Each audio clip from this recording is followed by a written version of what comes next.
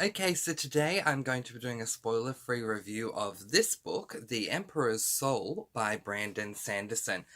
I have just come off finishing reading this book, and I'm so excited that I have, because for those of you who have been watching my channel for quite some time now, you guys know that I'm trying my best to get through all of Brandon Sanderson's Cosmere works. I had a great head start with it last year, and this book would kind of go here. So there's Elantris, and then after Elantris there's the very tiny novella that's not a physical book called The Hope of Elantris. I've read both of those.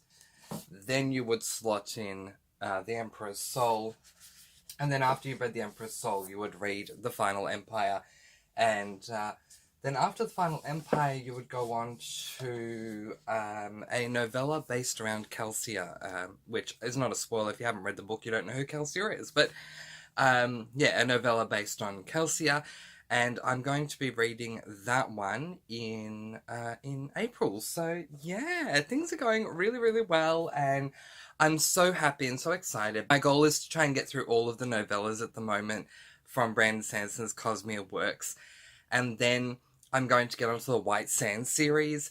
I don't think I'm going to be able to find a physical copy of White Sand Volume 1, which is going to annoy me, because any physical copy of a book that is out there of Brandon Sanderson's, I want one of them in my shelf.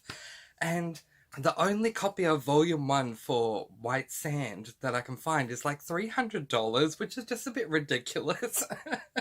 So if you guys know, I live in Australia, in case you did not know. If you guys know of anywhere where I can get Volume 1 of White Sand by Brandon Sanderson at a reasonable price delivered to me in Australia, please do let me know.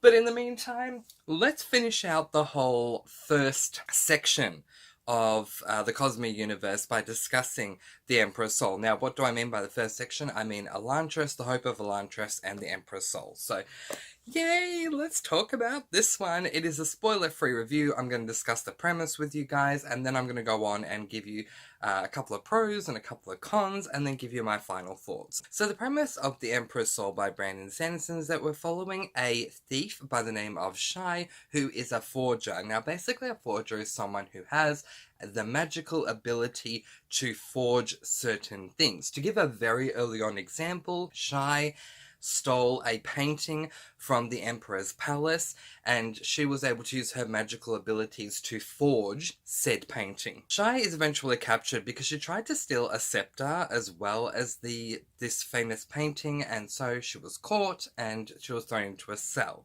She was then brought out of the cell a little while later, and they tried to make a deal with her because a situation went down with the Emperor. What happened to the Emperor was that assassins attacked him, and while he is still alive, so to speak, he's not really all there. The assassin attempt on his life was so utterly soul-crushing that it's as though he hasn't got a soul anymore. He's just a meat suit. He's just meat and bones, and that's it. There's nothing else going on up here. So they want Shai to try and fix this and create a new soul for the Emperor. Now, this is something that has never been done before, and I need to be specific with this. What has never been done before is a soul has never been created by a forger for another. Never happened before. And so Shai now has 100 days to create this soul for the Emperor, and if this does happen, then the Emperor will be alive again. The magic system works by using soul stones, and along the way, with Shai doing the work that she does, she has certain opportunities to test mini soul stones and take away what she can learn with these mini soul stones. If they work, if they hold, she can add that to her findings. If they don't, then she obviously knows that's not going to work. This book was incredible. The fact that it's a novella, I believe it's somewhere around 175 pages, something like that. I had no idea how much I was going to be invested in this book and invested in the characters, but I really, really was, and I loved this book. If Brandon Sanderson ends up releasing somewhere in the next 20, 30 years. I mean, I can see him still going. Part 2 to The Emperor's Soul, I would definitely love to read it because I just had so much fun with this book and it worked for me on so many different levels. I ended up giving this book 5 stars. Let's discuss it in a little more detail in a spoiler-free way by pointing out some pros and some cons for The Emperor's Soul. We're going to start with some cons, and the only reason I'm going to give cons here is to assist you, to help you to see if this is a book that you should read or not. My first con in this case would have to be the epilogue. I have read some amazing epilogues in 2021, you guys, and I just did not appreciate it at all. I felt that the book kind of wrapped up prior to the epilogue, and so the epilogue just felt like more information that was, in my view, was unnecessary. Now, some people who have read this book might come at me with pitchforks on that one, and if you want to, please by all means comment in the space below and let's start a dialogue about it. But for me, I felt that the book had wrapped up prior to the epilogue, so I found that the epilogue was unnecessary. My second con for this book is that it is first-person perspective. Now, generally speaking, I love first-person perspective. If anything, I prefer a first-person perspective, but having gotten used to dual perspective and multi-perspective books, for this book we only have one perspective, and that perspective is Shy. I kind of wish that we also had the perspective of other people at the castle, because I wanted to see more of the castle, and I felt that if it was a dual perspective, and even if it was just some rando that works at the castle, we'd at least get to see more of the castle and more of what's going on away from what Shy is doing. My third spoiler-free con would have to be the limitations on the explanation when it came to the magic system. Again, I understand that it's a novella, so I do have to take that into appreciation, but I also want you guys to know that Brandon Sanderson doesn't share as much about his magic system in this book in comparison to his standard books like Mistborn or Mistborn Era 2 or Warbreaker or whatever it is. It's very limited. We learn a little bit about soul stones, but I want to specifically talk about the end result. As we know from the premise, Shy is looking to create an alternate soul for the Emperor. I wish we had seen more to do with how she went about creating the soul itself. Okay, so let's turn the beat around and take a look at my spoiler-free pros. My first pro for this book would have to be the fact that despite the fact that it is a 175-page novella, this book comes full circle. It feels fully rounded. There are novellas I've read in the past where it's like, oh my goodness, what was this? This was not a book in any way, shape or form. I was not invested in the characters, I was not invested in the story, or I was just about to be invested in the characters or the story and then it cut off and there just wasn't enough time. Brandon Sanderson is an absolute genius. And with The Emperor's Soul, one of the best, most brilliant things that Brandon Sanderson could do was create a time frame. We have Shy, she has 100 days to create this soul, and so every chapter heading that we have shows us how many days are remaining, and we're getting the highlights of what is going on. It was fully rounded. I felt like I got a proper story out of this book. My second pro may not surprise you, has to be my all-time favourite author, Brandon Sanderson. I think Brandon Sanderson having written this book made all the difference. I love Brandon Sanderson's writing style, including his sci-fi series such as Skyward and Starsight, and these ones here, the Reckoners series. I think his writing style worked really well in this novella.